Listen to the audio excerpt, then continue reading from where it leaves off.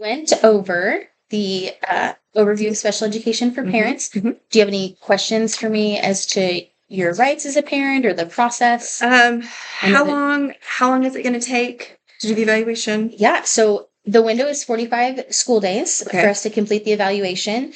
That number may change based on absences, that sort of thing, but legally it'll be within that window.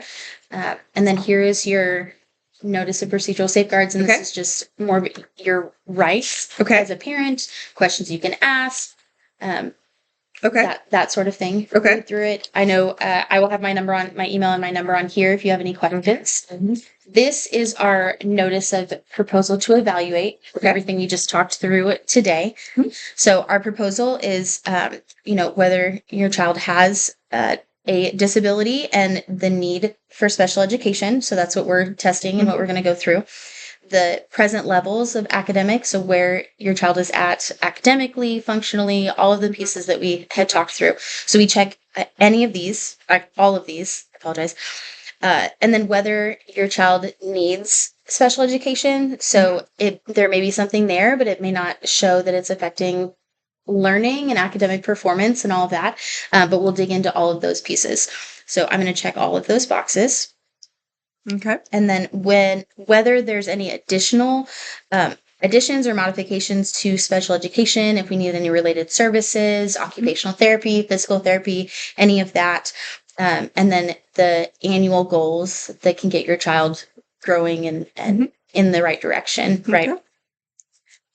And then we're proposing to evaluate the cognitive and achievement. So that just means academic. No, stop. Yeah. Okay. Wait. I would wait on that. So, I'm so sorry, but so go through it in order. Okay. So we as a district are, we're concerned with Johnny's lack of progress. We're recommending an evaluation. We've gone through these things. Here are the areas we're going to look at. Okay. That's what I would do. Right. Because then you've still got to go over when you get to this page, the data we've collected supports that we need to look deeper at these areas. Okay. All right, go. So we as a district are concerned at some lack of progress. And so we're suspecting there may be a disability, recommendations for special education. So we're going through that initial evaluation testing. So it'll be an initial evaluation. And we are going to go through information provided. What does initial mean? It just means the first time. It hasn't happened. It hasn't happened before. So we're doing it at the beginning. Great. So we're going to go through information provided by you. Okay. We're going to go through, there's no previous evaluations. This is our first time. So we're going to go through any informational, educational records that we have, obviously health information, current classroom information from the teacher, observations and assessments, observations from the teacher, and observations from our evaluators as well. Okay. Okay. So prior to recommending this, we have looked at any of the tiered supports that your child has received.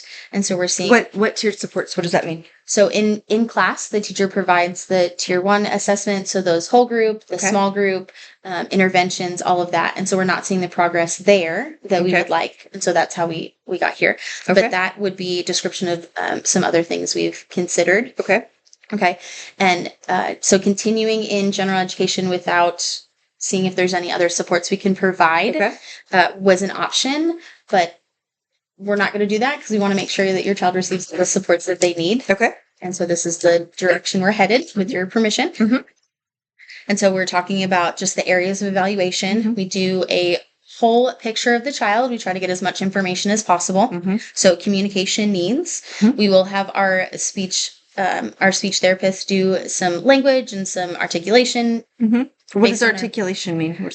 The sounds that you pronounce in the word as you're speaking. So if things are unclear, that may impact learning. So we're just doing a more in-depth dive there. And so health, we've talked about your child's health history and so how that could impact. If there were anything there that the doctor would need to sign or anything like that, we could include that. Like I said, we try to do a whole picture of the child so we can support them as well as possible. Motor abilities, your child doesn't have any concerns there. PE, plays well with others, recess, so we're good there. We can use some observational if something comes up. So that's why Okay. that's checked, but not a major area of concern. Okay.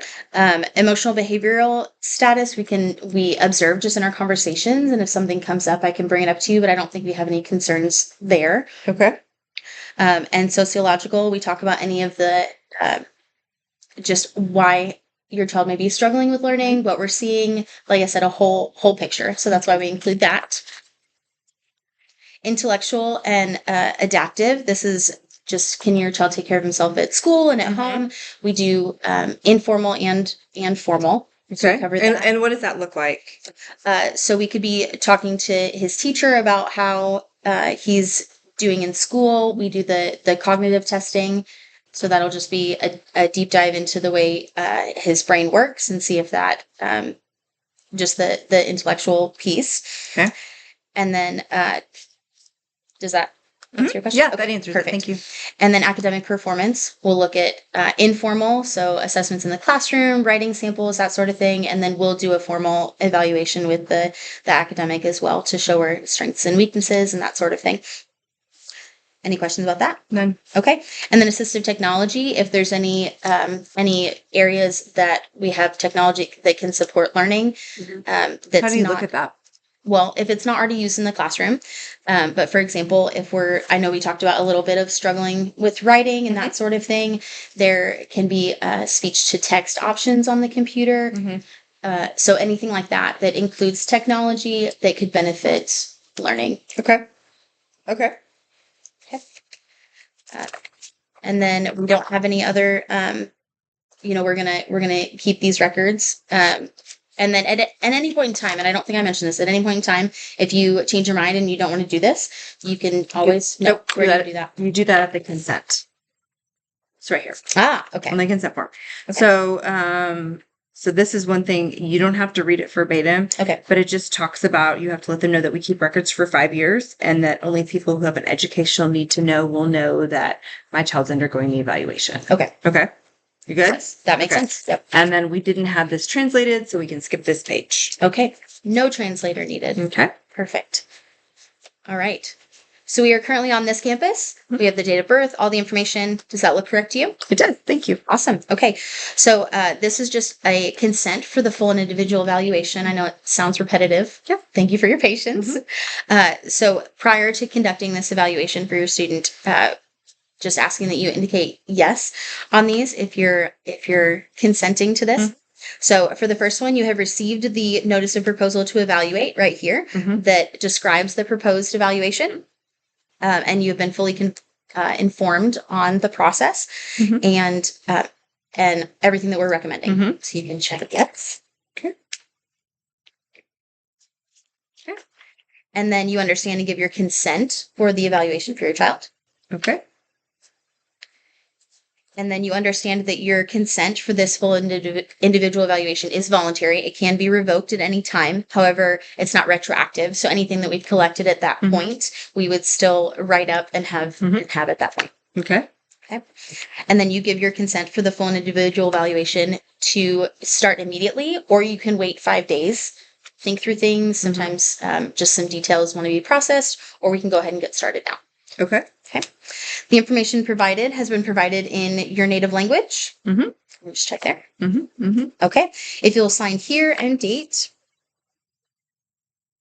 When do you think you're going to get started on this? Do you think you're really going to need the 45 days?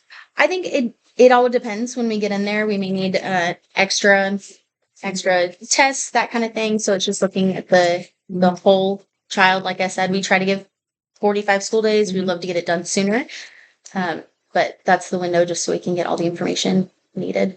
Okay. So, all right. Do you have any questions for me? I don't have any questions. Okay. This is yours. Thank you. Thank you. Add it to my pile. Thank you. So that's only 9 minutes. I think it's going to be okay, though. I think we're going to be okay. Okay. I know you stopped me twice for the feedback, but do you have any other feedback? So No, I don't. But when in doubt, always go in order of the paperwork. Okay. Right? And so usually, if there are other evaluators present, speech usually will go over what she's recommending. Okay. Psych will usually go over what they're recommending. But if they're not there, which happens sometimes, then the hope is that those providers have already given that information. Okay. But when in doubt, go in order of the paperwork. Okay. And I know that mine was blank. That's fine. But at these points, I don't know that I've looked closely at one that you're evaluating. What have you put here? Options considered, it's usually continue to rely on previous evaluation. Okay. Or even if it's an initial? If it's well, it depends if there was an evaluation before. Okay. If it's like if they had an outside evaluation or no? No, just what the district had done. Okay. Options considered, continue to implement interventions, have a 4 plan of support. It depends on the kid, Okay. right? But what could you have done besides recommend a special ed evaluation, right? And why it was rejected, the answer is always additional data is needed. Okay. Every once in a while, depending on the situation, we'll put additional data is needed and parent request for assessment. Okay. If that's the case, but for options are rejected because additional data is needed. Okay. That makes sense. And then for these, we have drop-down boxes in Frontline. And so in every box, there's always parent-teacher information, right? Because that's considered for every area. Okay. And then... And I do have the read, and I know we didn't, I didn't fill it out. But are these things that would go there, like the parent information, teacher information, would those go... So parent-teacher information is considered for each of the 9 areas. Okay. And so 9, 1, 2, 3, 4, 5, 6, 7, each of the 7 areas. Okay. Parent teacher's always on there. And it just depends. Like if the speech therapist was going to evaluate, she would put parent teacher information and then she would put the scope of her assessment. If no SLP, it would just say parent and teacher information. Okay. Health is always going to have parent and teacher information and hearing and vision screens. If you send an OHI form, there's a drop-down box to add OHI form. There's a drop-down box for, if you have a deaf and hard of hearing child, like to get any type of medical information goes under health. Okay. Motor is always OTPE, adaptive PE. They go here. And if not, it's always parent teacher feedback. The psychs always put their stuff here. Okay.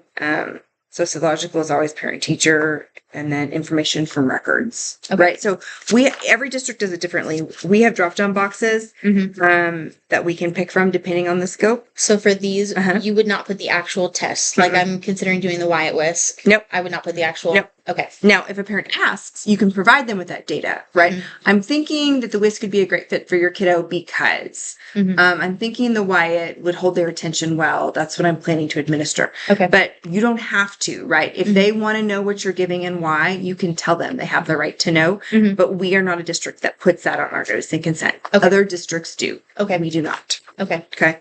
So here, like for intellectual and adaptive, if I was looking at ID, I would put formal cognitive, I'd put formal adaptive, formal cognitive, parent and teacher feedback. And then we have an observation of skill generalization drop down.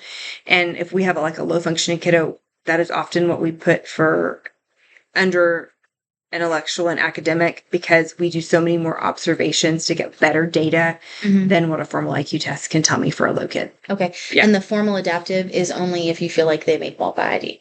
No, it's anytime there are concerns, and we always do it on initial AU evals. Okay. And depending on the kiddo, like I tend to do it anytime I do a reval on an AU kid because I feel like you can get great data. Okay. That way. Okay. And assistive technology, is always done by the diag. These are the 3 sections. Like if you had a psych in our district, if you had a psych, these are the 3 places that are always done by a diag. Okay. And assistive tech is always considered like an informal piece because you're taking observational data and parent-teacher feedback. Unless a member of the AT team is looking at like a voice output device or like the co-router read-write software that we're using now. And then they go in and put their own notice in here. They'd put assistive technology and then they'd put written communication or verbal communication. So we would know. How would you have answered that as far as when you asked me about? There's some extra supports that kiddos might benefit from. We get a lot of the information from teachers, observational data from parents. It's just something that we consider as part of the reevaluation. That's usually my answer. Okay. Yeah. All right. That's it. Yay! Yay!